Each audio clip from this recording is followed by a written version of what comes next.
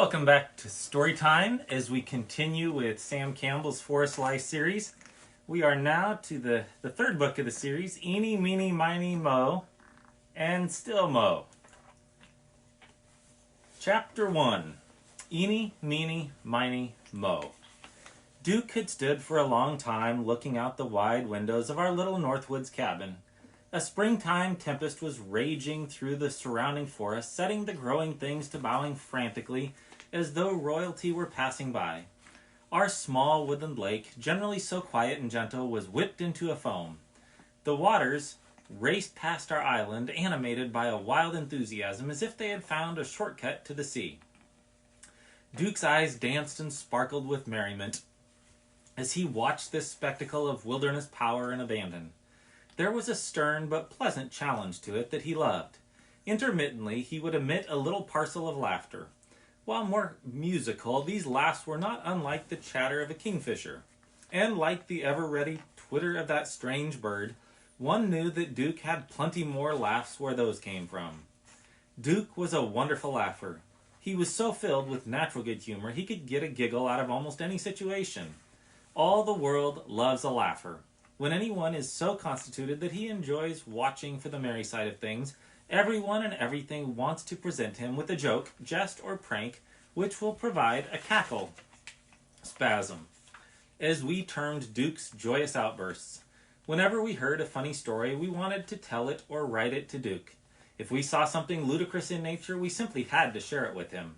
Always we knew what to expect. He would stand listening with arms folded, a little habit that made his powerful broad shoulders look mountainous. From his height of 6 feet 2 inches, he would look down at the speaker, his eyes a twinkle with anticipation, and his lips practicing little smiles. As the story, joke, or gag unfolded, his attention was so rapt it helped you say your piece. Little samples of Duke's laugh would come bubbling out as if he just couldn't hold it in at all, and some was spilling over. You never had to say, "It's time to laugh, Duke." He was always way ahead of you, courtesy alone making him restrain himself until you had finished.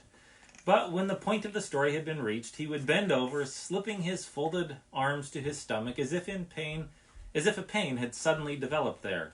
He would lift one leg, balancing on the other, looking like a great blue heron about to take off.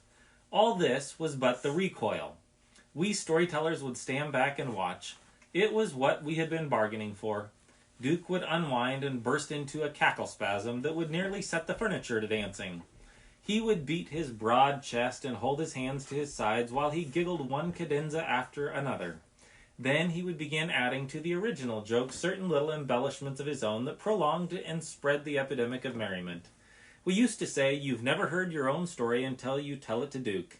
Everything funny was funnier when shared with him.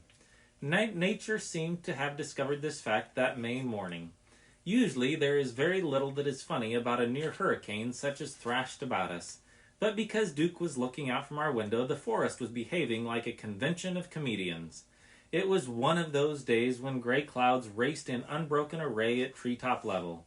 Driven by a fitful and erratic northwest wind, powerful pines bent condescendingly in the gale which teased at the coifers of birches and elms. Little itinerant showers trailed across the rugged north country, looking like torn veils half discarded by the clouds. The scene doesn't sound humorous in description, but to Duke it presented an endless comedy. On the ground near the cabin, some grain and crumbs of bread had been placed for our little friends of the forest.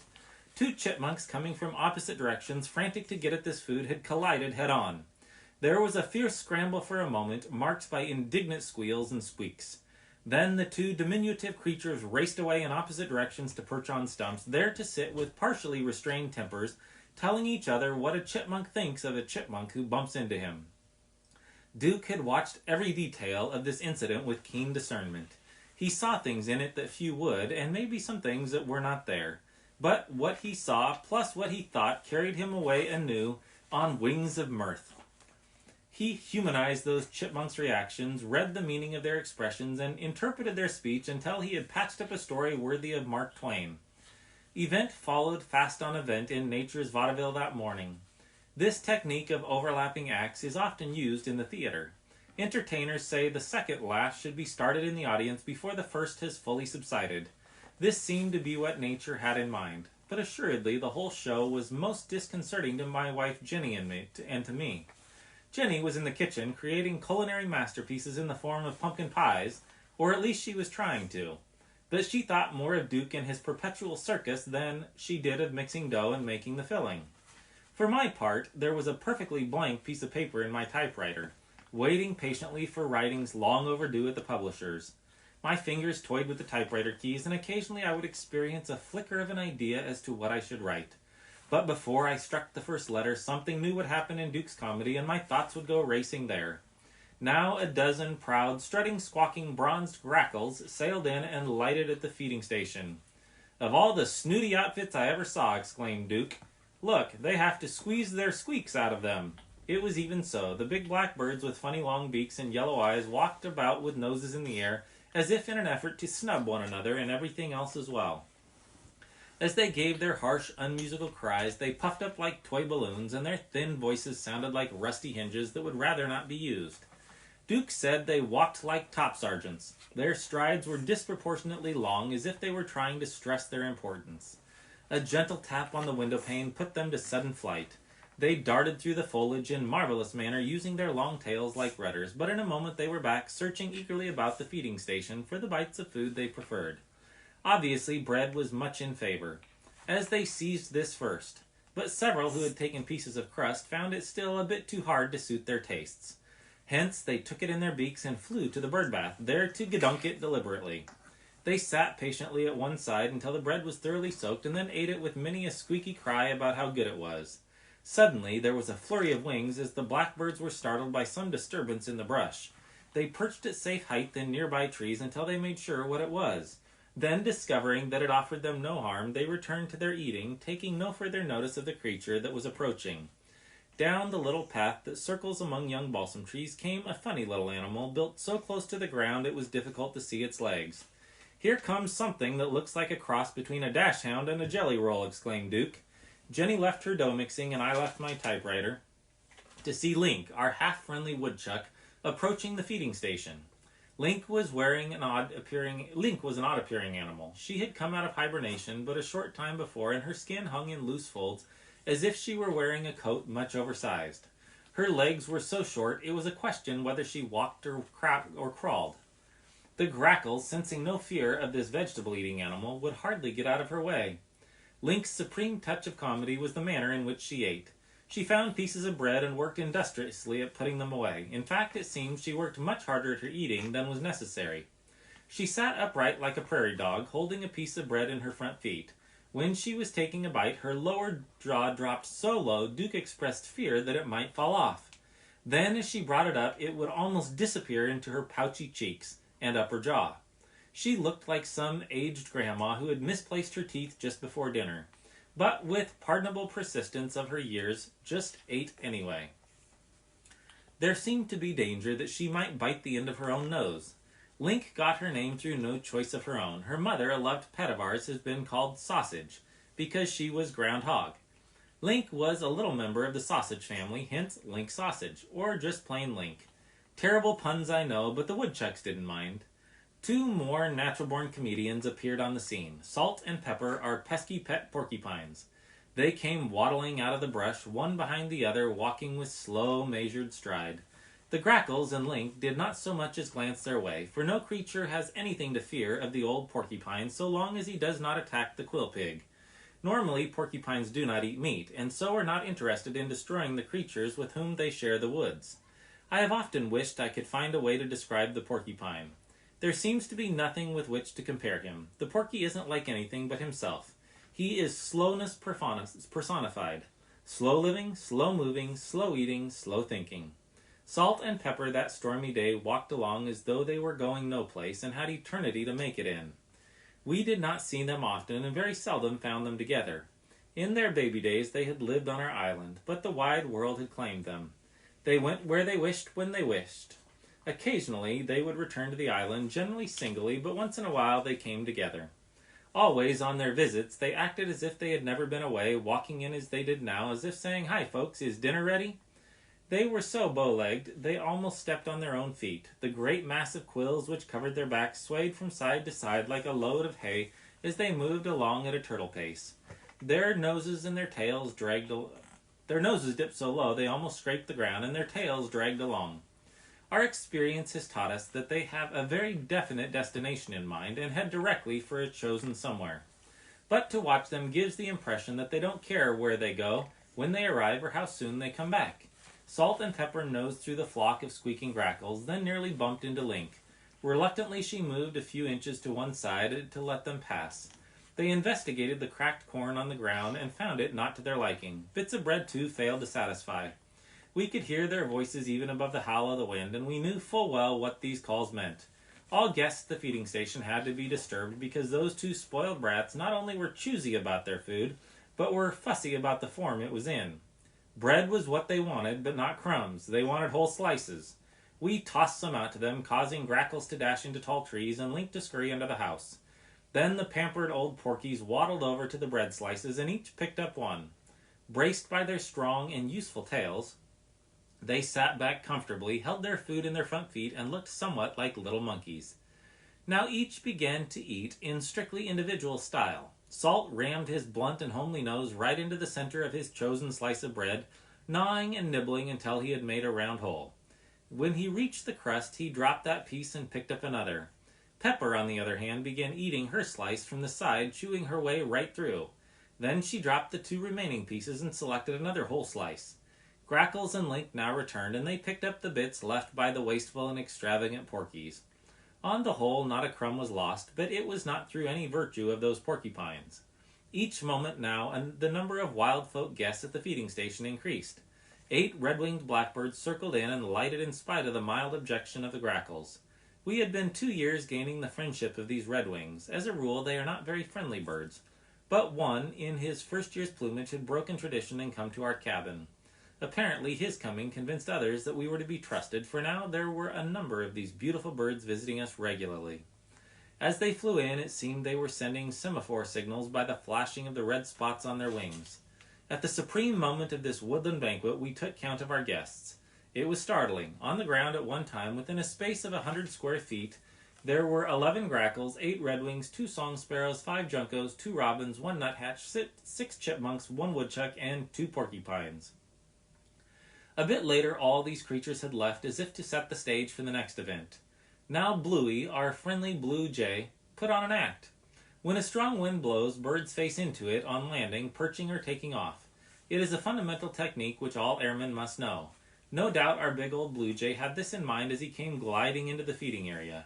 He floated in, wearing his typical cocksure expression, appearing proud of his prowess on wing and in right humor for a few tasty nibbles. But as he reached the ground, the wind whipped around the cabin and came up behind him.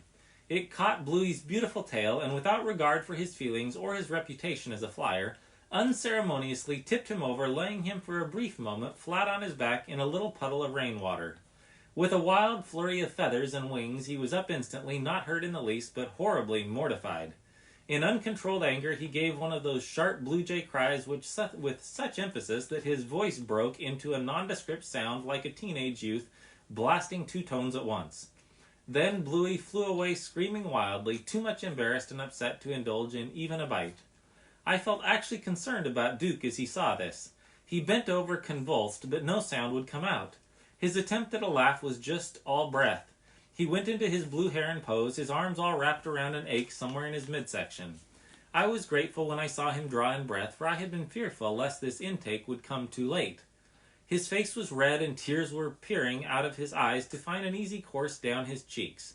After several desperate efforts, he managed to get through a few little weak giggles, and finally he was pouring forth ha-has all over the cabin. "What is it now?" asked Jenny, coming hurriedly in from the kitchen. I rose from my typewriter to get my share of the joke, whatever it was. But Duke had no breath for words at that moment. He could only point out the window. We tried to control our own laughter and get the story out of him, but there is nothing more infectious than laughter, heaven be praised. Duke made effort to tell us. He would swallow, wipe tears from his eyes, point out the window, explosively utter the one word, Bluey, and then lose himself in another unrestrained outburst. As we coaxed and coaxed for the story, he tried to explain it to us in pantomime. Flapping his long, muscular arms like wings, he imitated Bluey coming into the feeding station. He flew about the cabin, much to its discomfiture. He aped the long, gliding flight of the birds, his arms held rigid and straight from his shoulders. Suddenly he swooped low as Bluey had before the puddle, and then he turned a complete somersault. Rising and rubbing the sore places, he looked up with an expression of extreme embarrassment. Then he gave a much exaggerated imitation of Bluey's two-tone cry and went flying at double time out the door to the kitchen. By this time, the three of us had cackle spasms. It was many minutes before we had attained a mood sufficiently calm to gain the story of the old blue jay and his calamity. Jenny and I were treasuring every merry moment with Duke. He had been at our sanctuary often before, and always his coming was a happy event. But there was special significance in this visit. He looked the same as we had always known him, dressed in his faded woolen shirt and wrinkled khaki trousers. But we were mindful that in the cabin closet hung a uniform of the United States Army, cut to fit his fine athletic figure. On the shoulders of the jacket were pinned the twin bars, railroad tracks he called them, of the rank of captain. Duke had worked hard through long, tedious months of training to gain that rank. These few days with us were part of his final leave before he left for some distant and unannounced battle zone. His parents in a nearby city had insisted that he come, even though it took a few precious days from his time with them. They knew well what it meant to him. There were difficult experiences before our captain. The laughter, beauty, and solitude he was taking into his heart might be the last he would know for a long time. A single glance at him would tell anyone why he was called Duke. He certainly suggested nobility. While he had always been strong and active, his army training had marshaled his strength and put it at his fingertips. He stood straight as a red pine and looked as sturdy. He was lithe and graceful as a cat. His naturally curly hair had twisted tighter under the southern sun at training camp, and his skin was bronze as an Indian's. As he stood before the cabin window that morning, he was the personification of strong, capable, cheerful, fearless American manhood. Now Duke had found a new amusing incident out in the gray day. "What is it this time?" asked Jenny, who had at last slipped the pies into the oven. I pulled the still blank sheet of paper from my typewriter and got to my feet. We joined Duke to watch an outboard motorboat which had just come around a point of land and was slicing its way through companies of marching waves. Sometimes the craft seemed to leap free of the water as it literally skipped from the crest of one wave to the next. Quick fading flowers of spreading spray marked its rough course through the waters. Duke wished he might be out there. Certainly that boat was the center of an exciting adventure. The lone occupant had a mammoth playground all to himself, and he was making the most of it. "He's heading this way," exclaimed Duke. The boat had altered its course and was coming directly toward us, bouncing, leaping over those endless moving liquid hurdles. It slowed down in the relatively calm water at the lee side of our island and rounded a point to the little bay where our boathouse stands. Duke and I donned raincoats and went to meet our caller. It proved to be a neighbor boy, Bill, who had defied the gale to bring us an odd little gift. "Merry Christmas," Bill said as he handed us a small brown basket. It was packed with layers of cotton and obviously contained something delicate and precious, for our neighbor handled it with great tenderness and care. Duke took the gift, half singing his comment, "I have a hunch there's trouble in here." Together we put the layers of cotton aside amid repeated warnings from our visitor to be careful now. Presently we looked on the gift itself. First we gave little gasps of surprise and admiration, and then we began calling in unison, "Jenny! Oh, Jenny! Oh, Jenny!" "I'm afraid the pies will burn if I come," she called from the cabin. "What is it?" "Let them burn," we called back. "You just have to see this present." Jenny threw a raincoat over her head and came running to the boathouse to join us in our oohs and ahs. In the center of the soft, warm nest lay 4 tiny baby red squirrels, or chickarees, not more than 3 weeks old. There were hardly enough of them to make one good mouse. But their tiny eyes were open, and they looked at us with baby-like innocence and fearlessness. Jenny began mothering them at once. She straightened out their tiny little feet, stroked their rich red fur with her fingertips, and adjusted the cotton covering so that only their heads were exposed. A shower of questions was hurled at Bill. Where had he found them? Where were their parents? When had they been fed?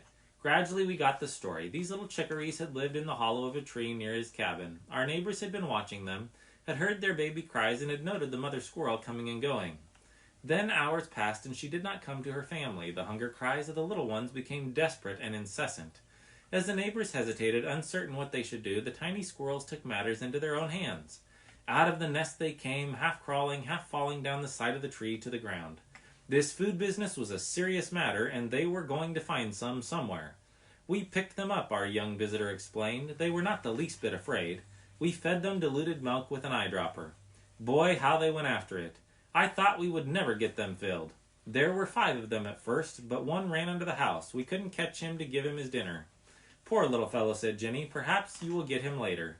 Why, the creatures are hungry now. Look at this.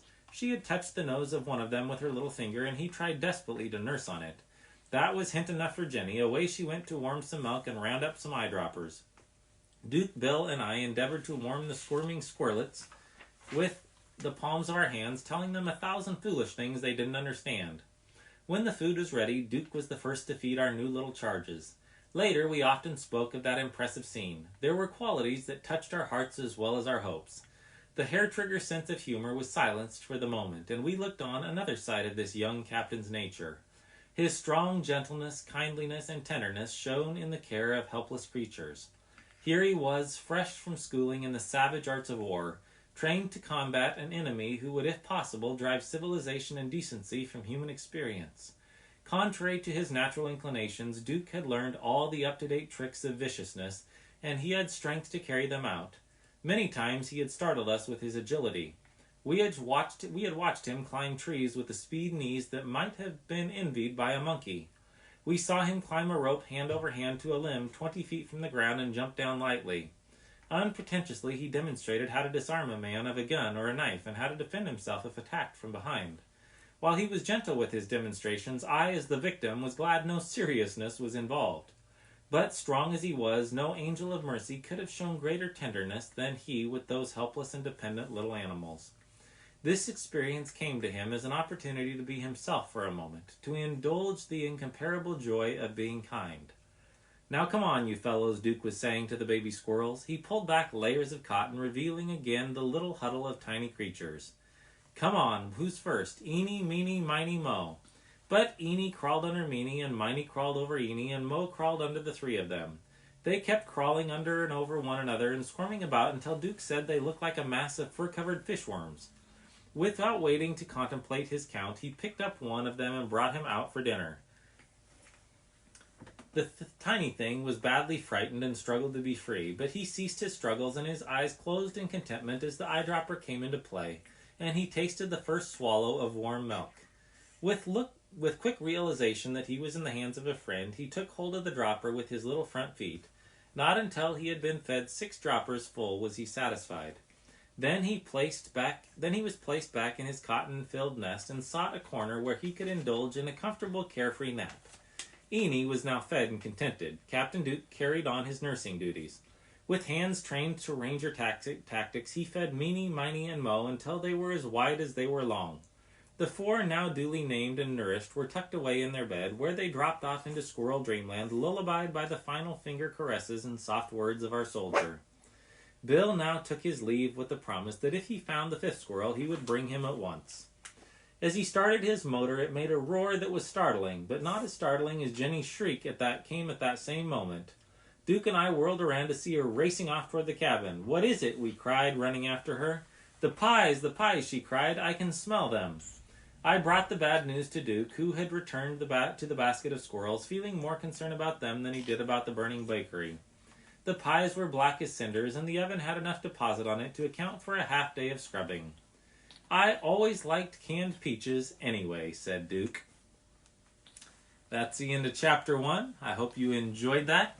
Join us again tomorrow for Chapter 2 and still more. Same time, same place. God bless.